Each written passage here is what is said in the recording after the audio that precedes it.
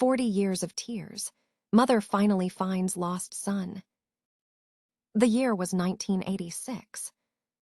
The air at the Cumberland County Fair buzzed with a chaotic symphony.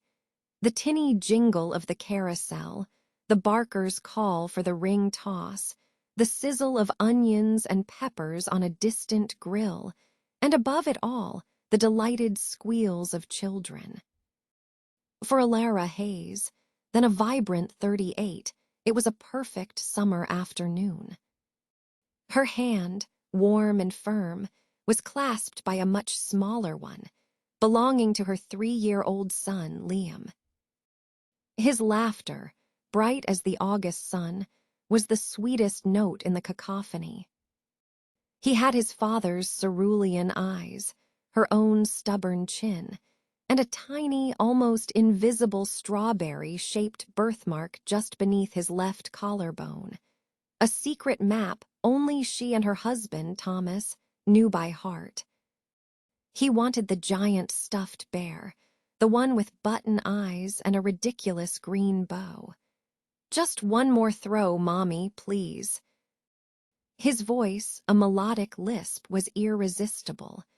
Alara bought another 3 rings. Thomas, ever indulgent, cheered him on. Liam, with focused determination, managed to hook 1 ring, not on the bear, but on a smaller, equally fluffy rabbit. His shriek of triumph echoed. The transition was a blur, a fatal slip in the tapestry of time. Thomas went to fetch them lemonade, a brief errand. Alara, beaming at Liam clutching his rabbit, turned for no more than 30 seconds, to pay a vendor for a pinwheel, whose colors had mesmerized her son. When she turned back, her smile ready, the space beside her was empty. The pinwheel clattered from her numb fingers. Panic, cold and sharp as splintered ice, pierced her. "Liam!" Her voice was a thin thread. Then louder, "Liam." The festive sounds of the fair warped into a menacing, mocking roar. Her eyes darted, frantic, a wild animal caught in a trap. Blonde curls. A tiny blue T-shirt with a cartoon rocket. Every child became a fleeting, agonizing possibility, then a crushing disappointment. The hours that followed were a descent into a hell she hadn't known existed. Thomas, his face a mask of terror, joined the search. Police officers, their faces grim, fanned out. The fairground, once a place of joy, became a labyrinth of despair. They searched until the stars pricked the inky sky, until the last vendor packed up, leaving behind a desolate landscape of trampled grass and discarded dreams. Liam was gone, vanished as if the earth had swallowed him whole. The year was 2006, 20 years. Alara, now 58, moved through life like a ghost in her own home. Thomas had succumbed to a broken heart 5 years prior, the vibrant spark in his eyes extinguished long before his final breath. The house was a mausoleum of memories. Liam's room remained untouched. A tiny pair of scuffed sneakers by the door, a half-finished crayon drawing of a lopsided sun on his little desk, Barnaby the bear, a stand-in for the fairground rabbit, sitting sentinel on his neatly made bed. The official investigation had long gone cold. Likely a parental abduction by a non-custodial if one existed, or a tragic accident we never found. One detective had mumbled years ago, the words like acid. But there was no non-custodial parent. There was just them, and then just her. Alara's search, however, had never ceased. It was her penance, her purpose. She depleted their savings on private investigators, each one promising miracles. delivering only heartache and invoices. She'd papered bus stations with age-progressed photos, her son's cherubic face morphing into the haunted eyes of a stranger she prayed she'd recognize. The internet age brought new, agonizing tools. Forums for missing children, websites where anonymous tips flickered like dying embers. Each dead end was another nail in a coffin she refused to let close. She'd even consulted psychics in moments of sheer desperation, clinging to any sliver of hope, no matter how outlandish. The whispers in their small town had faded from sympathy to pity, then to a weary sort of acceptance that Alara Hayes was the grieving mother who couldn't let go. How could she? He was a part of her soul ripped away. The year was 2025. Alara was 77. Arthritis had claimed her hands. Her movements were slow, her silver hair thin. The vibrant woman of 1986 was a faded photograph of herself. Her doctor, a kind woman half her age, spoke gently of palliative care, of making her comfortable. Her heart, the doctor said, was tired. Alara knew. It had been beating overtime with grief for nearly 4 decades. Dee made peace with the idea of dying, but not with dying without knowing. Just to know. Was he alive? Was he happy? Did he ever think of her? One dreary Tuesday, an email notification pinged on her ancient laptop. She rarely checked it anymore. It was from Legacy Seekers, a DNA ancestry service she'd submitted a sample to a decade ago. One last desperate cast of the net. Most emails were newsletters or promotions. She almost deleted it. Subject: potential close familial match urgent. Her breath caught. Her trembling fingers fumbled with the mouse. Dear Ms. Alara Hayes, our advanced algorithms have identified a highly probable parent-child relationship between your DNA profile and a new submission. The individual, a male, listed his age as 42 and indicated he was adopted as a young child with no information about his biological parents.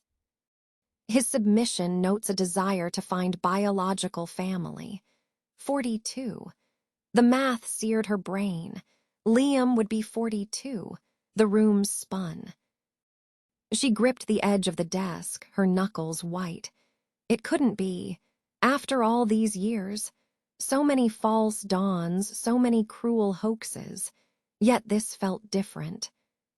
This was science, not speculation. A volunteer from Legacy Seekers, a gentle-voiced young woman named Chloe, facilitated the initial, anonymized contact. The man's name was David Miller. He lived in Oregon, a world away from her quiet Pennsylvania town.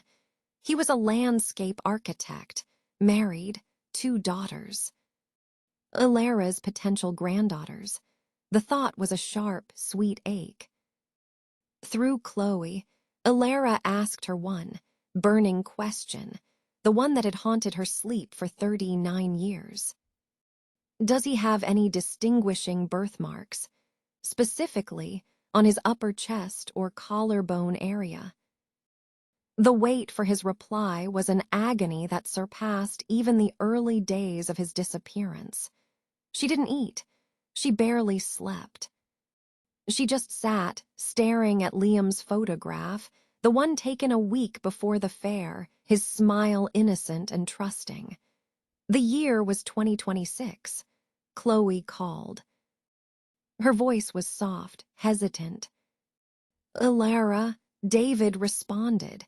He said he has a faint, faded birthmark on his left collarbone. He said his adoptive mother told him it looked a bit like a tiny strawberry when he was little. Alara made a sound, a strangled sob that was part agony, part incandescent relief. The phone slipped from her grasp, clattering onto the worn linoleum. Tears, the kind she thought had dried up years ago, streamed down her face, carving new paths through the old. The strawberry. Their secret. Her Liam. The next few weeks were a blur of carefully managed emotions and logistics. They exchanged more messages, then photos. His face, framed by dark hair lightly touched with gray at the temples, held echoes of Thomas, the same kind eyes, but with a firm jaw that was all her. There was a hesitancy in his typed words, a fear of disrupting a life well lived, but also a palpable yearning. They agreed to meet. A quiet park halfway between their states, a neutral ground for a moment that felt anything but. Chloe offered to drive Alara. The journey was a silent pilgrimage through landscapes Alara didn't see, her mind replaying a loop of a giggling toddler, a red pinwheel, and 40 years of aching emptiness. The park was serene, bathed in the soft light of an early spring afternoon. Chloe pointed. "He's over there by the willow tree." Alara's legs felt like lead. Her heart hammered against her ribs, a wild bird desperate for escape. And there he was. Taller than she'd imagined, his back to her, looking out over a small pond. He wore a simple blue shirt, a pang, so like the one Liam had worn that day. He must have sensed her approach, or perhaps Chloe had made a small sound. He turned. Time stopped. The bird song, the distant hum of traffic, the rustle of leaves all ceased. His eyes, Thomas's cerulean eyes, widened. They were filled with a hesitant curiosity, a deep, unspoken question. Alara took a faltering step, then another. He mirrored her movement, closing the distance that was not just feet and inches, but decades of lost time, of unspoken words, of a mother's unending love and a son's buried history. When they were but a few feet apart, she saw it, the faint, almost imperceptible scar of the strawberry birthmark peeking from the V-neck of his shirt. "Liam." Her voice was a cracked whisper, the name a prayer she hadn't dared speak aloud with such hope in nearly 40 years. His face crumpled. A tear escaped one eye, tracing a path down his weathered cheek. "Mom!" The word was tentative, fragile, yet it resonated through Alara's very bones. She reached out a trembling hand, her fingers tracing the air where his cheek would be, afraid he might vanish like a dream. "My boy," she breathed, the tears now flowing freely. "My Liam, they told me, they said I'd never." He closed the final gap, his strong arms, a man's arms, wrapping around her frail form, pulling her into an embrace that was both a homecoming and an absolution. Alara clung to him, burying her face in his shoulder, the scent of him clean, earthy, undeniably him overwhelming her. Sobs racked her body, decades of pent-up grief, sorrow, and a joy so profound it was almost unbearable, erupting from her. He held her, his own body shaking, his quiet tears dampening her hair. "I found you," she gasped, her voice muffled against his shirt. "I never stopped looking. Not for one day, not for one single day, my love." He pulled back slightly, his hands cupping her face, his thumbs gently wiping her tears. His eyes, so like his father's, were filled with a sorrow and a love that mirrored her own. "I always wondered," he said, his voice thick with emotion. "There was always a blank space, My adoptive parents were good people, they loved me, but I always felt a part of me was missing. The lullaby, Alara whispered, a sudden, vivid memory surfacing. Do you remember the lullaby? Hush, little darling. A flicker of recognition, then a slow, dawning smile spread across his face, chasing away some of the shadows. Mama's gonna sing you a lullaby, he finished, his voice husky. I remember a voice singing that. They stood there for an eternity, two fractured souls slowly mending in the dappled sunlight, the echo of a lost lullaby bridging the chasm of 40 years. The search was over. The weight of unspeakable loss began, ever so slowly, to lift. Her Liam, her son, was home. And in his eyes, she saw not just the reflection of her lost boy, but the promise of a future she never dared to dream of, a future with her son, her granddaughters, a future where the year was, finally, now.